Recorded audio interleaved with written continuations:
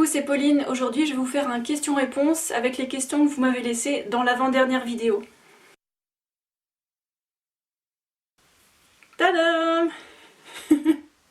Ok, alors je vais lire les questions dans l'ordre où elles apparaissent là sur mon téléphone quand je regarde des commentaires sous la vidéo. Bon, finalement, je suis allée dans une autre pièce parce que dans ma chambre, ça résonnait trop, c'était horrible, ça me déconcentrait. Bref, je reprends les questions. Alors, on me demande qu'est-ce que j'ai comme déshydrateur. Alors, c'est un déshydrateur qui a au moins 30 ans. C'est un modèle qui est plus commercialisé, donc oublié. Ensuite, on me demande combien d'heures de sport je fais par semaine concrètement. Alors, ça dépend du temps, surtout, ça dépend de la disponibilité que j'ai après ou avant le travail. En général, je fais 4 ou 5 heures de sport par semaine. Des fois, j'en fais que 2, puis des fois, j'en fais 8, 9. Ça dépend. J'ai pas vraiment de programme établi. Je fais en fonction de ce qui est possible et du temps surtout, la météo. Si on a très peu faim, est-ce qu'on doit se forcer? Alors, je sais pas ce que la personne là, elle appelle très peu faim. Si c'est que 500 calories qu'elle mange par jour, c'est vraiment pas assez. Donc là, effectivement, faudrait se forcer, quoi. Après, si c'est quelqu'un qui mange moyennement et qui se demande si elle doit doubler son BMR, je dirais non, généralement non. Pour les personnes qui ont vraiment pas du tout de repères au début, c'est bon de compter ses calories sur chronomètre, mettre aussi dedans les activités sportives qu'on fait, et en fait le site il vous dit si vous mangez assez ou pas, donc ça peut être bien pour se repérer au départ, pour connaître la quantité de glucides, lipides et protéines qu'il y a dans les aliments. Donc ça permet de s'éduquer au départ, et puis le but de tout ça, c'est de pouvoir tout faire tranquillou, sans calculer à la fin, tellement on a bien ses repères, quoi. Mais en dehors des cas des personnes qui mangent vraiment très peu, moi je dirais mangez à votre faim, faites-vous plaisir, vous forcez pas, quand vous sentez que vous êtes plein, ben vous êtes plein, vous arrêtez là, quoi. Depuis combien de temps est-ce que je pratique le végétarisme? Alors déjà, je pratique le véganisme, pas le végétarisme, mais j'ai passé par le végétarisme pendant 1 an. En fait, je suis végane depuis 2010, et avant ça, j'ai fait une transition de 2 ans entre une alimentation classique omnivore et le véganisme. Voilà, donc ça, pendant 2 ans, on va dire que j'étais flexi, quelque chose comme ça. Et puis après, ben, trop contente d'être végane, quoi. Lors de tes longues séances de sport, écoutes-tu de la musique pour te donner un rythme régulier? Jamais, jamais. Ça fait, je sais pas, 5 ou 7 ans que j'écoute plus de musique quand je sors. Je n'emporte plus mon baladeur. J'ai pas envie d'avoir de la musique dans les oreilles, alors que c'est pas tellement intéressant d'être à l'écoute de son environnement, d'entendre, je sais pas, les oiseaux, ou, d'entendre ce que les gens disent. Je sais, c'est pas toujours très intéressant, mais pour ceux qui sont dans une salle de sport où il y a plein de bruit de machines, je comprends que ça peut être chiant d'avoir le bruit, mais sinon, dès qu'on est dehors, je pense que ça peut être vachement bien de ne pas avoir d'écouteurs et d'être bien dans le moment présent. Ça fait tellement de bien d'être seulement concentré sur, je sais pas, la course à pied ou le vélo. Ça fait un bien fou, hein. Quand je sors faire du sport pendant les 10, 20 premières minutes, je pense à mes soucis, je suis pas là en fait, je rabâche des pensées, et puis après, ben, ma tête commence à se vider, je commence à être beaucoup plus concentrée sur ce que je fais. Bah tant mieux, parce que courir dans la montagne ou faire du vélo en pente, faut quand même être concentré, quoi. Donc c'est pas plus mal. Et ne pas avoir d'écouteurs, ça permet aussi d'entendre s'il y a des voitures qui arrivent, donc c'est pas plus mal, quoi. Voilà, donc je suis vraiment une adepte du non-port des écouteurs, et ça fait tellement longtemps que ça me paraît naturel maintenant. Mais je comprends que vous y soyez encore accrochés, donc je sais pas, essayez avec, sans... Voilà, c'est pas mal. Alors ensuite, il y a quelqu'un qui me demande les liens des vidéos sur les abattoirs, la maltraitance animale et tout ça. Une personne qui n'arrive pas à retrouver les liens. Ben, il suffit de taper sur internet, sur Google ou sur YouTube. Tu tapes Terrien Earthlings, ou alors tu tapes...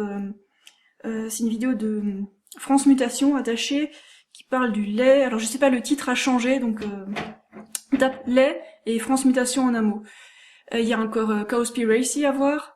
Il y a aussi le discours le plus important de votre vie par Gary Yourofsky. Et en plus de ça, il y a plein de vidéos sur le site de PETA et de L214. Donc là, ça fait plein de vidéos à voir, à montrer. Des vidéos chocs pour réveiller les gens à grands coups de vérité. Ouais, il y a aussi plein de gens qui m'écrivent ces derniers temps pour me dire qu'elles sont devenues végétaliennes ou véganes grâce à moi. Oh, ça me fait super plaisir. Ça fait plaisir pour les animaux. Ça veut dire que ce que je fais, ça sert à quelque chose. Wouhou. Ensuite, on me demande ce que je pense des graisses végétales.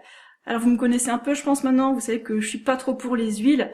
Bon, de temps en temps, pourquoi pas, mais c'est pas un truc à consommer régulièrement parce que ça perturbe la glycémie.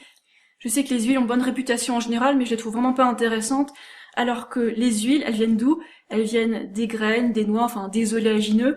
Et je trouve que c'est beaucoup plus intéressant de consommer des oléagineux entiers avec leurs fibres afin d'avoir une bonne assimilation. Donc oui, on peut consommer des oléagineux de préférence avec leurs fibres, et ce sera toujours beaucoup plus sain que les graisses animales. Alors là, c'est les graisses animales, c'est la cata, quoi. Graisse saturée, graisse trans, enfin que des trucs qui bouchent les vaisseaux sanguins, qui vont se coller sur le ventre, les hanches et tout ça, et qui perturbent la glycémie. Alors si vous voulez des sources scientifiques sur ce que je dis là, vous allez voir sur le site Nutrition Facts. C'est le site du docteur Greger où il fait des vidéos où il décortique les études scientifiques nutritionnelles. C'est vachement intéressant. Si vous voulez savoir si un aliment est bon pour vous, vous allez là-bas. Bon, faut savoir parler anglais, ça aide. Et puis vous allez voir. Ensuite, on me demande: Salut Pauline, tu manges des bananes avec des dattes? Moi, j'en ai mangé 2 fois et ça m'a fait un mal de ventre carabiné qui m'a empêché de dormir une bonne partie de la nuit. Je me suis juré de ne plus jamais recommencer. Alors, pour celui qui a écrit ça, est-ce que tu manges tes bananes mûres? Là, c'est peut-être que t'as mangé des bananes vraiment vertes et forcément ça se digère très mal, quoi. Il faut vraiment manger ces bananes mûres. Là, je mets une photo sur la vidéo. Ça, c'est une banane mûre avec des taches, des bonnes taches noires. Et ça, du coup, ça les rend super digestes et c'est un fait assez peu connu. Donc les gens, ouais, ils mangent des bananes pas mûres, quoi. Donc après, ils sont un peu dégoûtés. Et ça se comprend, quoi. C'est dommage parce que les bananes mûres, elles sont sucrées, elles sont douces, elles sont pas âpres du tout. Parce qu'une banane pas mûre, elle donne un goût âpre assez rapidement en bouche et c'est assez désagréable. Ensuite, on me demande en combien de temps est-ce que je finis mon stock de commandes de dattes. Alors par exemple, pour un carton de 3 kilos de dattes, j'ai calculé que je mets à peu près 2 semaines à le manger. Alors je mange pas que ça, je mange aussi des bananes, d'autres fruits, des féculents, des légumes, un peu de légumineuses, voilà. Donc les dattes aussi, je les mange quand je fais des sorties à vélo, parce que c'est assez compact et ça permet d'avoir de l'énergie à manger quand je suis en haut de la montagne. C'est vachement pratique. En plus, elles sont tellement bonnes, ces dattes. Et je vous mets le lien sous la vidéo aussi pour que si vous avez envie de les commander. Alors, encore une question. Où est-ce que je trouve de la B12? Il y a plein de solutions pour acheter de la B12. On peut soit aller dans les magasins vegan qui sont encore assez rares en France, donc à Paris, à Lyon. Vous pouvez aussi les commander sur Internet. Alors, il y a plusieurs formes de B12. Soit c'est les comprimés qu'on mange, enfin qu'on avale tous les jours, soit c'est une solution qu'on met sous la langue et qu'on prend à peu près une fois par semaine, soit c'est une solution injectable qu'on se fait une fois par mois ou une fois tous les 3 mois. Si on est assez carencé au départ, ça peut être intéressant de se faire une dose d'attaque, en prendre un peu plus souvent au début et puis après espacer pour la routine de croisière, quoi. Et alors si vous voulez en savoir plus, vous allez tout simplement sur le groupe Vive la B12 ou alors sur le site Vive la B12 et là vous trouverez toutes les explications nécessaires sur la B12, pourquoi, comment. Et la personne me demande aussi quel est mon budget de B12. Moi je fais les injections parce qu'au moins j'ai besoin de les faire moins souvent, mais bon. Un paquet de 10 aiguilles en pharmacie ça coûte environ 10 € maximum, hein. Et pour les boîtes de flacons de B12 que je commande, en fait le prix il varie selon la quantité que je prends. La dernière fois j'ai fait une commande groupée avec d'autres personnes, puis on s'est réparti les frais. Et ma boîte de 10 flacons, ça revenait à 10 €, donc c'est vraiment pas cher, hein. Ça revient à 2 € par injection, alors qu'on me dise pas que j'enrichis les labos avec des prix pareils, quoi.